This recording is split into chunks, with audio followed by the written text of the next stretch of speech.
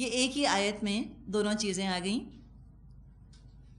کہ اللہ جس نے کہ پیدا کیا، جو کریٹر ہے وہی مالک ہے، ایبسلیوٹ سورینٹی اسی کی ہے، ہر چیز پر وہ قادر ہے، وہی زندگی دیتا ہے، وہی موت دیتا ہے۔ ایسے رب کو مانو، یہ ہے اللہ تمہارا رب جس کو ماننے کی دعوت دی جا رہی ہے۔ هو الاول والآخر والظاہر والباطن وهو بكل شيء علیم، وہی اول بھی ہے اور آخر بھی اور ظاہر بھی ہے اور مخفی بھی، اور وہ ہر چیز کا علم رکھتا ہے۔ یہ واحد مقام ہے قرآن کا جہاں اللہ کے نام واؤ کے ساتھ آ رہے ہیں۔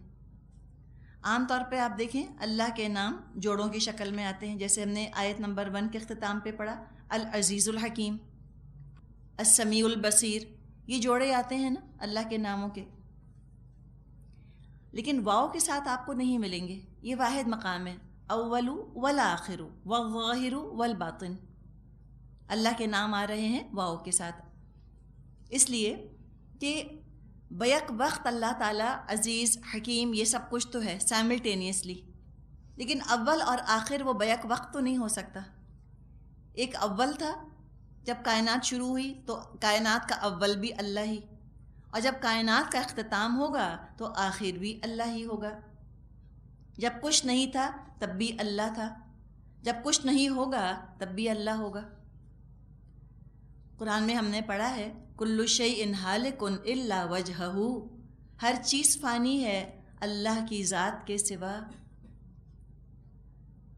کسی نے کہا ہے نا کہ کچھ نہ تھا تو بھی خدا تھا، کچھ نہ ہوگا تو بھی خدا ہوگا، ڈبویا مجھ کو ہونے نے، نہ ہوتا میں تو کیا ہوتا۔ تو یہ جو میں پیدا ہو گئے، میں میری ہستی، اس نے مجھے امتحان میں ڈال دیا۔ کچھ نہیں تھا تو بھی اللہ تھا، کچھ نہیں باقی بچے گا تب بھی اللہ ہی ہوگا۔ تو اول بھی اللہ اور آخر بھی اللہ، ہر چیز فانی ہے اللہ کی ذات کے سوا، کوئی شے خود سے باقی نہیں، اللہ کے باقی رکھنے سے باقی ہے۔ ابھی دیکھیں اول اور آخر اور ظاہر اور باطن، ایک تصویر آ رہی ہے نا گمبھیر قسم کی کہ ہر طرف اللہ چھایا ہوا ہے، ہر طرف اللہ ہے۔ اس کی وہ ایک مثال دیتے ہیں، وہ کہتے ہیں آپ ایک تصور قائم کیجئے، چلیں شالیمار باغ کا تصور قائم کر لیا، یا قائد اعظم کے مزار کو آپ تصور میں لے آئیے۔ اب آپ نے تصور میں اس کو آپ نے رکھا، تصور قائم کیا، وہ تصور کب تک موجود رہے گا؟ جب تک آپ کی توجہ ہے۔ جیسے ہی توجہ آپ کی بھٹکے گی تصور ختم، اس کا تو وجود ختم ہو جائے گا۔ تو اسی طرح ہمارا کیا وجود ہے؟ کچھ وجود نہیں۔ اللہ نے ہمیں قائم رکھا ہے تو ہم قائم ہیں، جب اللہ چاہے ہم مٹ جائیں۔ شروع میں بھی اللہ، آخر میں بھی اللہ، ظاہر میں بھی اللہ، باطن میں بھی اللہ۔ عبداللہ بن عباس رضی اللہ عنہما فرماتے ہیں اگر کبھی تمہارے دل میں اللہ تعالیٰ اور دین کے بارے میں شیطان کوئی وسوسہ ڈالے تو یہ آیت آہستہ سے پڑھ لیا کرو، هو الاول والآخر والظاہر والباطن وهو بكل شيء علیم۔ هو الذي خلق السماوات والأرض في 6 أيام ثم استوى على العرش يعلم ما يلج في الأرض وما يخرج منها وما ينزل من السماء وما يعرج فيها وهو معكم أينما كنتم والله بما تعملون بصير۔ وہی ہے جس نے آسمانوں اور زمین کو 6 دنوں میں پیدا کیا، پھر عرش پر جلوہ فرما ہوا، اس کے علم میں ہے جو کچھ زمین میں جاتا ہے، جو کچھ اس سے نکلتا ہے، اور جو کچھ آسمان سے اترتا ہے اور جو کچھ اس میں چڑھتا ہے۔ وہ تمہارے ساتھ ہے جہاں بھی تم ہو، جو کام بھی تم کرتے ہو اس کو وہ دیکھ رہا ہے۔ لیکن اللہ کے علم کا آپ دیکھیے انتہائی جامع بیان آ رہا ہے کہ کوئی اس غلط فہمی کا شکار نہ ہو جائے کہ اللہ صرف موٹی موٹی باتوں کا عالم ہے اور چھوٹی چھوٹی ڈیٹیلز اس کے علم میں نہیں ہیں۔ ایسی کوئی بات نہیں، مائنیوٹسٹ ڈیٹیلز اللہ کے علم میں ہیں. یوں سمجھے اس کو ہم کہتے ہیں نا مائکرو مینجمنٹ. تو یہ دنیا کو، کائنات کو اللہ مائکرو مینیج کر رہا ہے. فالق الحب والنوا ہم پڑھ چکے ہیں. گٹھلی کا اور دانے کا اور گٹھلی کا پھاڑنے والا ہے. ایک ایک دانے کا اس کو پتہ ہے کس دانے سے بیج نکلے گا، کس دانے سے بیج نہیں نکلے گا، کون سا پاپ کارن پاپ ہوگا اور کون سا پاپ کارن پاپ نہیں ہوگا. آپ کو تو نہیں پتہ چلتا، اللہ کو معلوم ہے. ہر چیز اس کے علم میں ہے. کتنے بخارات، کتنے ویپرز اٹھے، کتنی بارش کہاں برسی، بارش میں کتنے قطرے تھے، سب جانتا ہے. ہر چیز اس کے علم میں ہے. واقعی سبحان اللہ کہنے کا مقام ہے. تبھی تو کہا سبح للہ ما فی السماوات والارض. اللہ کی تسبیح کرتی ہے ہر وہ چیز جو آسمانوں اور زمین میں ہے. ہر چیز کو وہ جانتا ہے. گھاس کا تنکا کہاں سے اگا، چونٹی کے انڈے سے کیا نکلا، اور نہ صرف ابھی کیا ہو رہا ہے، ماضی میں کیا ہوا وہ بھی نہیں بھولا، اور حال میں کیا ہو رہا ہے وہ بھی جانتا ہے، مستقبل میں کیا ہونے والا ہے، سب اس کے علم میں ہے. ہمارے سامنے تو زمانہ فریم بائی فریم چلتا ہے نا. پاسٹ، پریزنٹ، فیوچر میں وقت ڈیوائیڈڈ ہے. ماضی، حال، مستقبل میں وقت تقسیم ہوا ہے. اللہ کے آگے تک چادر تنی ہوئی ہے. کوئی چیز اللہ کے لیے ماضی، حال، مستقبل میں منقسم نہیں. ہر چیز اس کے سامنے روشن اور عیاں ہے. ہر چیز کو جانتا ہے. اور کائنات بنا کر خود الگ ہو کر نہیں بیٹھ گیا. وہ تو تمہارے ساتھ ہے جہاں کہیں تم ہو. موسیٰ علیہ السلام نے فرمایا تھا اپنے ساتھیوں سے کہ ان معی ربی سیہدینی، بے شک میرے ساتھ میرا رب ہے، ان قریب وہ مجھ کو ہدایت دے گا. اور نبی اکرم صلی اللہ علیہ وسلم نے بھی فرمایا تھا ابو بکر سے ہجرت کے وقت کہ ان اللہ معنا، اللہ ہمارے ساتھ ہے. تو جس کو یہ احساس ہو جائے کہ اللہ میرے ساتھ ہے، کیا وہ تنہا محسوس کرے گا اپنے آپ کو؟ کیا وہ بیچارہ محسوس کرے گا اپنے آپ کو؟ کیا وہ مظلوم محسوس کرے گا؟ یہ تو نہیں ہو سکتا کہ وہ سوچیں کہ ہم جس کے لیے مشقت اٹھا رہے ہیں اور جس کی خاطر ہم صبر کر رہے ہیں اس کو تو علم ہی نہیں. جانے نہ جانے، گل ہی نہ جانے، باغ تو سارا جانے ہے. سب کو پتہ ہے کہ میں کتنا سفر کر رہی ہوں، کتنی محنت کر رہی ہوں، جس ہستی کے لیے کر رہی ہوں اس کو علم نہیں. وہ تو ساتھ ہے تمہارے. ہوا معکم اینا ما کنتم، اینا ما، جہاں کہیں تم ہوتے ہو اللہ تمہارے ساتھ ہے. تم بستر پر لیٹے ہوتے ہو، تم سمندر میں جا رہے ہوتے ہو، تم فضا میں اڑ رہے ہوتے ہو، تم پانی میں تیر رہے ہوتے ہو، تم جہاں ہوتے ہو اللہ تمہارے ساتھ ہے، ایوری ویئر. اور اینا ما کنتم، تمہارے تصورات کہاں جاتے ہیں، تمہارے خیالات کہاں جاتے ہیں، ہر چیز سے واقف ہے. وہ تمہارے خیالات کے ساتھ ساتھ ہے. تمہارے تصورات، تخیلات اس کے علم میں ہیں.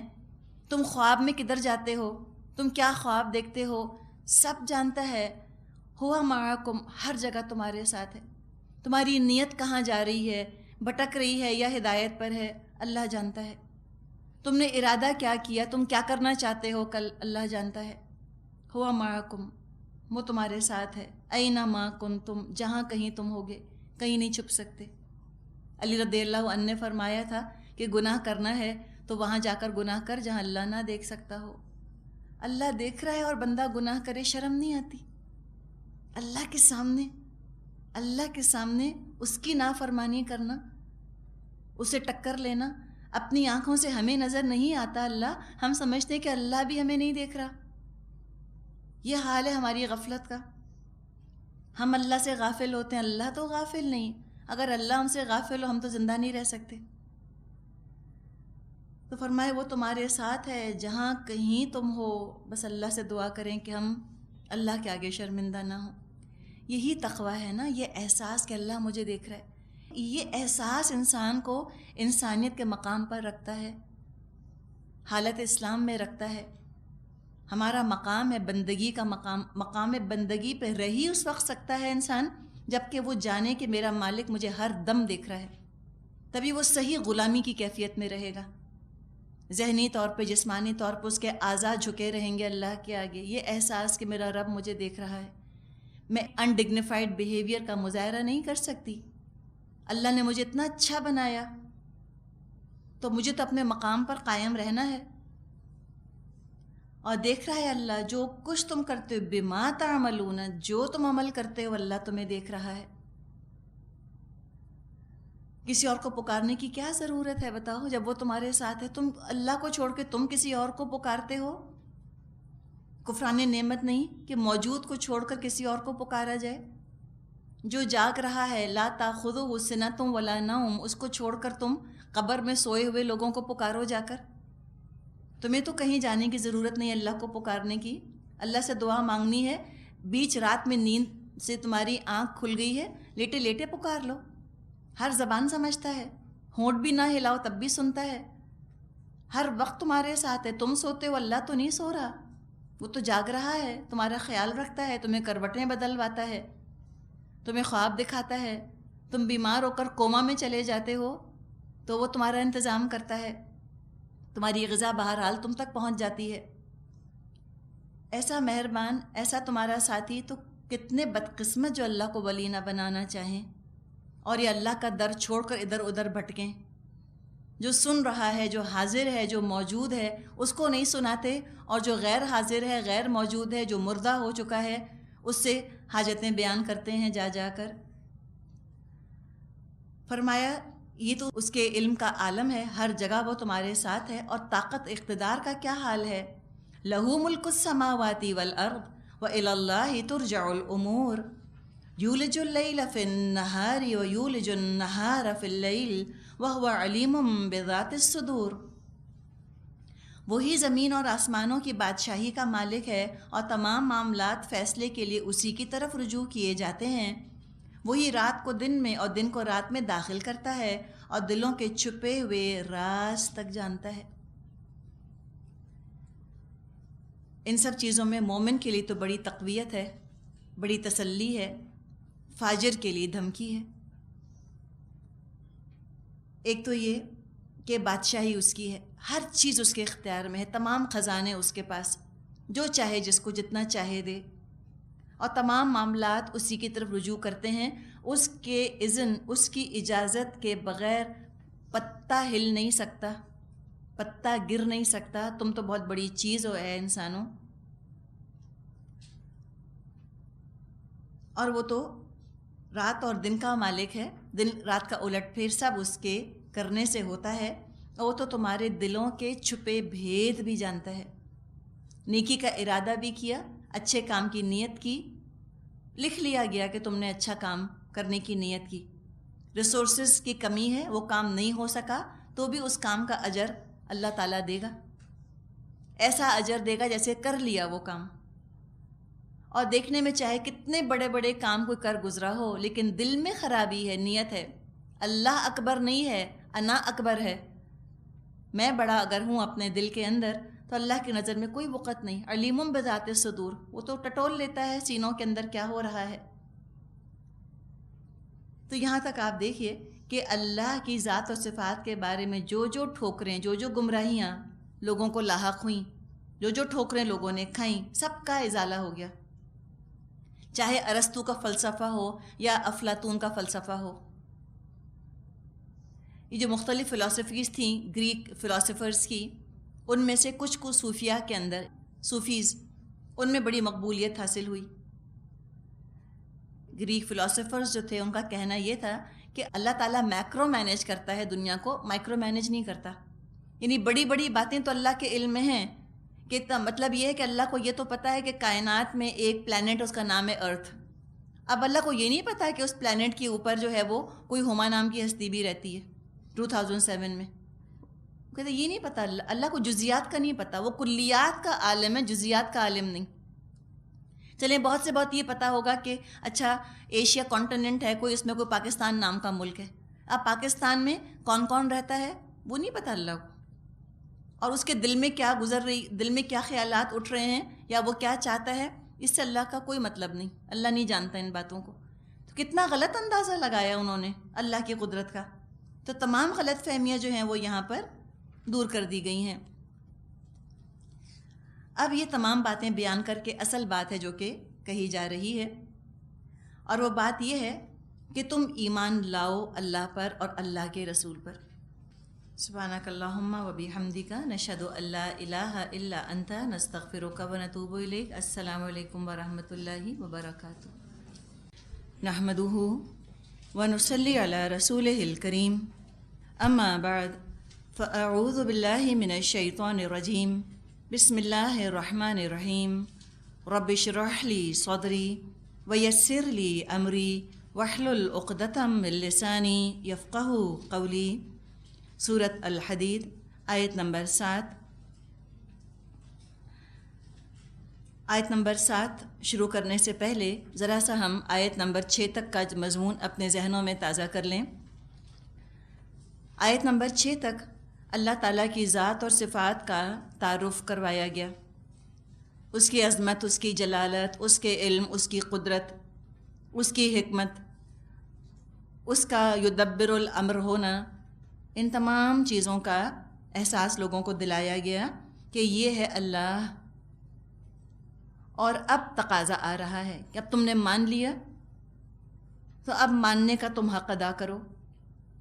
فرمایا آمنو باللہ و رسولہ، ایمان لاؤ اللہ اور اس کے رسول پر۔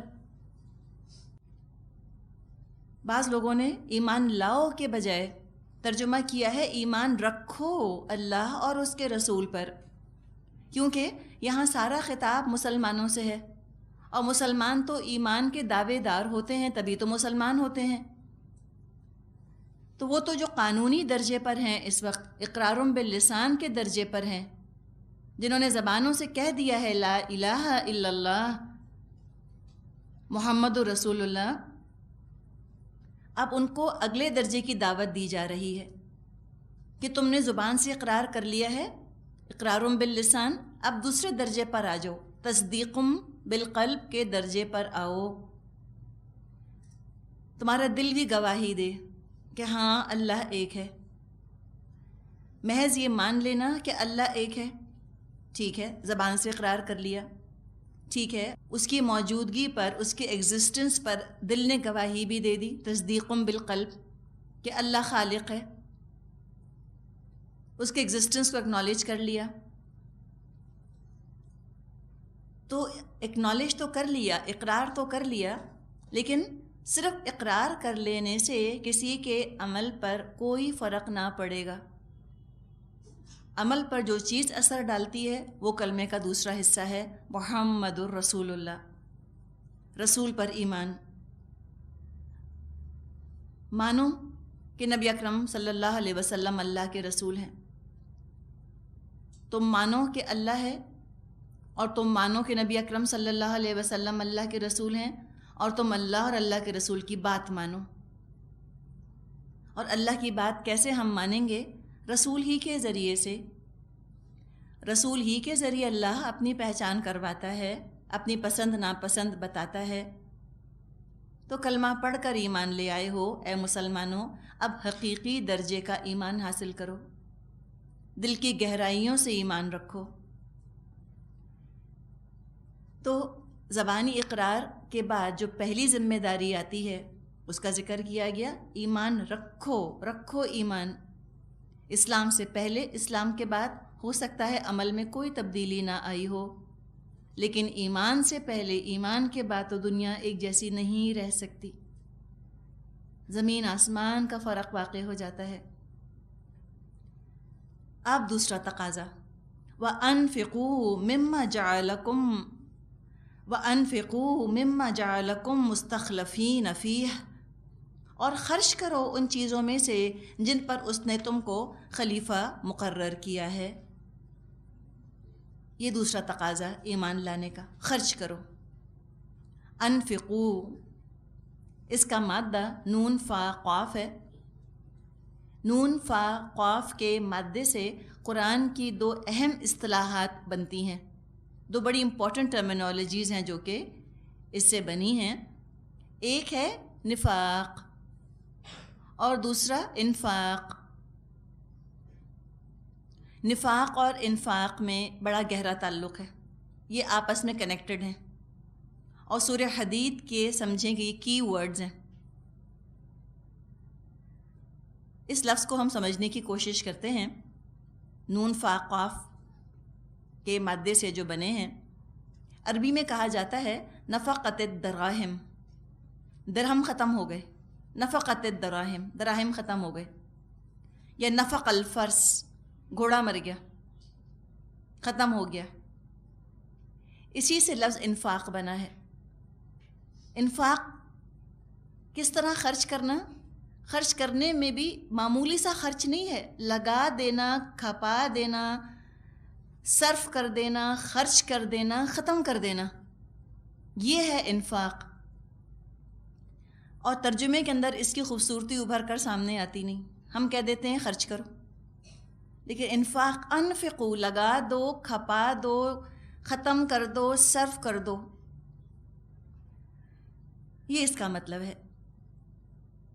اب جو دوسرا لفظ ہم نے دیکھا نون فا قاف سے، وہ ہے نفاق. نفقن، نفقن کہا جاتا ہے سرنگ کو، ٹنل کو. ٹنل کے، سرنگ کے دو منہ ہوتے ہیں. جو گوہ کا بل ہوتا ہے، جانور ایک ہوتا ہے جو کہ زمین کے اندر اپنا گھر بناتا ہے، وہ بھی سرنگ کی شکل میں بناتا ہے کہ اگر ایک راستے سے، ایک دروازے سے خطرہ داخل ہو تو یہ دوسرے دروازے سے نکل کر بھاگ جائے. یہی منافق ہوتا ہے. اگر اس کی زندگی میں ایک طرف سے آزمائش آتی ہے، وہ دوسرے دروازے سے اسلام کو چھوڑ کر بھاگ کھڑا ہوتا ہے. دو رخا انسان، ایک طرف سے مشکلات داخل ہوتی ہیں، یہ دوسری طرف سے نکل بھاگتا ہے. اس نفاق کا علاج کیا ہے؟ اس کی دوا کیا ہے؟ نفاق کی دوا انفاق. انفاق کرو گے نفاق پیدا نہیں ہوگا، یا ہو گیا ہے تو چلا جائے گا. اور انفاق نہیں کرو گے تو نفاق ضرور آئے گا. لازم اور ملزوم ہیں یہ دونوں چیزیں. تو خرچ کرو. اور کس چیز کو تم خرچ کرو؟ جن چیزوں میں اللہ نے تم کو استخلاف بخشا ہے. استخلاف، خلیفہ بنایا ہے.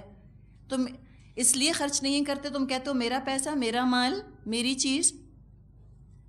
تمہارا کہاں سے ہو گیا؟ تمہارے پاس تو امانت کے طور پہ رکھوایا گیا ہے. صرف اختیار تم کو دیا ہے، چیز تو تم کو نہیں دی، وہ تو اللہ کی ہے. اور پچھلی آیات میں یہ بات واضح کر دی گئی تھی کہ اللہ ہے هو الذی خلق السماوات والارض، سب اللہ نے پیدا کیا. ہم کہیں کہ ہاں ٹھیک ہے، پیدا اللہ نے کیا، لیکن اب تو میرا ہے سب کچھ. جیسے کپڑا ہے، کپڑا کسی نے بنایا لیکن میں نے خرید لیا، میرا ہو گیا، میری پوزیشن ہے. تو اسی غلط فہمی کا علاج پچھلی آیات میں کیا گیا کہ نہ صرف اللہ نے سب کچھ بنایا بلکہ لہو ملک السماوات والارض، اسی کا ہے جو کچھ کہ ہے آسمانوں اور زمین میں، وہی مالک ہے. عارضی طور پہ تمہارے پاس رکھوایا ہے اس نے، اس کی بخشش ہے، تمہارا اپنا کچھ بھی نہیں اس کے اندر. تم نے اپنے ارادے اپنے زور بازو سے حاصل نہیں کیا. اس کی دین، اس کی عطا، اس کا فضل کہ اس نے دیا ہے تمہیں. تم نے اپنی آنکھیں خود حاصل نہیں کر لیں، اپنے کان خود حاصل نہیں کر لیے، بولنے کی طاقت تم نے نہیں پیدا کر لی، عطا کیا گیا ہے، عطائی ہیں سب چیزیں، دی ہیں کسی نے. کچھ تمہارا اپنا نہیں، بس ایک چیز تمہاری اپنی ہے صرف، اور وہ ہے ارادہ. کہاں ارادہ کر رہے ہو خرچ کرنے کا؟ اور تھوڑا سا اختیار کہ جہاں چاہو تم کھپا لو ان کو، تم اپنے اختیار سے جہاں چاہو اس کو استعمال کر لو. وقت ہے، ذہانت ہے، صلاحیت ہے، یہ تمام اللہ تعالیٰ نے نعمتیں دی ہیں.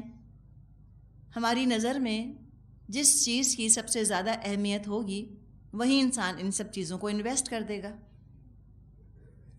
اللہ پر ایمان لانے کا، رسول پر ایمان لانے کا سب سے بڑا جو فائدہ انسان کو ہوتا ہے وہ یہ کہ انسان بڑا تیز، بڑا عقل مند، بڑا فار سائٹڈ ہو جاتا ہے، بڑا اچھا بزنس مین ہو جاتا ہے.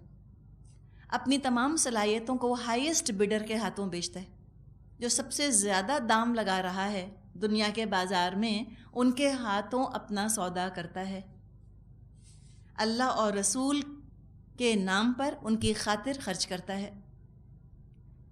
تو ان کے لیے فرمایا فَالَّذِينَ آمَنُوا مِنْكُمْ وَأَنفَقُوا لَهُمْ أَجْرٌ كَبِيرٌ، جو لوگ تم میں سے ایمان لائیں گے اور مال خرچ کریں گے ان کے لیے بڑا اجر ہے۔ جس کی چیز تھی جس نے تم کو عطا کی تھی، بطور امانت تمہارے پاس رکھوائی تھی، تم نے اس کو واپس دے دی، اس کی پسند میں تم نے اپنی چیزوں کو لگا دیا، اس کی پسند کے راستوں، اس کی پسند کی جگہوں میں کھپا دیا اپنی نعمتوں کو، تم امتحان میں کامیاب ہو گئے۔ اور کہیں تم نے خیانت کی، اپنا سمجھ کر سمیٹ کر اس کے اوپر سانپ بن کر بیٹھ گئے، تم ناکام ہو گئے۔ تو دو ہی تقاضے ہیں، مانو جیسا ماننے کا حق ہے، ایمان لاؤ جیسا ایمان لانے کا حق ہے۔ اور ایمان گونگا بہرا نہیں ہوتا، ٹنڈ منڈ نہیں ہوتا، ایمان تو بولتا ہے، ایمان تو حرکت کرتا ہے، ایمان کے اندر ڈائنامزم ہوتا ہے۔ یہ سٹیٹک کانسیپٹ نہیں ہے ایمان کا، یہ تو اسلام ہے سٹیٹک، ایمان سٹیٹک نہیں ہے۔ ایمان میں ڈائنامزم ہے، ایمان میں حرکت ہے، ایمان میں تحریک ہے۔ مسلم ہو سکتا ہے کہ اپنی جگہ بیٹھا رہ جائے، جیسا پہلے تھا ویسا بعد میں ہو، نہ جہاد کرے اور نہ اس کے دل کے اندر کوئی تکلیف ہو مسلمانوں کی حالت کو دیکھ کر۔ لیکن مومن کے دل کے اندر چونکہ ایمان ٹھٹے مار رہا ہوتا ہے تو یہ ضرور عمل میں کنورٹ ہوتا ہے، وہ جہاد کیے بغیر رہ نہیں سکتا۔ مومن کے ساتھ جہاد لازم اور ملزوم ہے۔ مسلم ضروری نہیں کہ مجاہد ہو، لیکن مومن ضرور مجاہد ہوتا ہے، ضرور سٹرگل کرتا ہے، flows against the tied, struggle کرنے کی اس کو عادت ہوتی ہے۔ پرسنل لیول پر، ذاتی سطح پر، معاشرے کی سطح پر وہ سٹرگل کر رہا ہوتا ہے، بہتری کی طرف جا رہا ہوتا ہے، exerting oneself to the utmost. یہ ہے جہادہ کا مطلب، پوری کوشش کر کے وہ لگات اپنی زندگی کا، اپنی طاقت کا آخری قطرہ وہ چاہتا ہے کہ میں نچوڑ کے رکھ دوں اسلام کے لیے، اللہ کی رضا کے لیے۔ تو اس طرح جس نے مان لیا وہ تو ضرور کھپائے گا جیسے کھپانا چاہیے، جس نے ماننے کا حق ادا کیا وہ کھپانے کا حق ادا کرے گا، اور جس نے ماننے کا حق ادا نہیں کیا ایسی لپ سروس ہے، ہاں آئی بلیو، ایک یہ طریقہ، ہاں مان لیا اللہ اور اللہ کا رسول ہے، یہ انداز۔ ایک یہ کہ ہاں مانا میرا ایمان ہے کہ اللہ ہے اور اللہ کا رسول ہے، یہ کنوکشن، یہ یقین۔ تو یقین کی جب کیفیت آتی ہے تو وہ تو عمل کو، ارادے کو، خیالات کو، ترجیحات کو اپنی گرفت میں لے لیتی ہے۔ پھر انسان جب ایمان لاتا ہے جیسے ایمان لانے کا حق ہے، پھر وہ کھپاتا ہے جیسے کھپا دینے کا حق ہے۔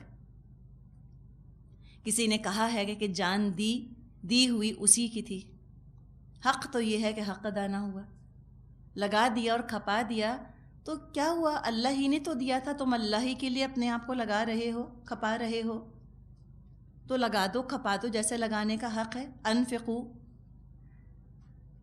مال بھی خرچ کرو اور جان بھی خرچ کرو۔ انفاق مال کہتے ہیں، مال خرچ کرو، اور بذل نفس، با زا لام لفظ ہے، بذل نفس، نفس کو بھی لگا دو، کھپاؤ، صلاحیتیں، ٹیلنٹس، وقت، ذہن، تو تم کامیاب ہو جاؤ گے۔ لہم اجر کبیر، ان کے لیے کبیر اجر ہے، بڑا اجر ہے۔ اور یہ کبیر کون کہہ رہا ہے؟ دیکھیں الفاظ بھی ڈپینڈ کرتے ہیں نا کس کی طرف سے آ رہے ہیں۔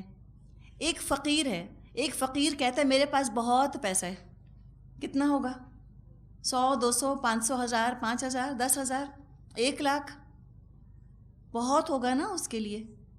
ایک بادشاہ کہتا ہے کہ میرے پاس بہت ہے، تو وہ کتنا ہوگا؟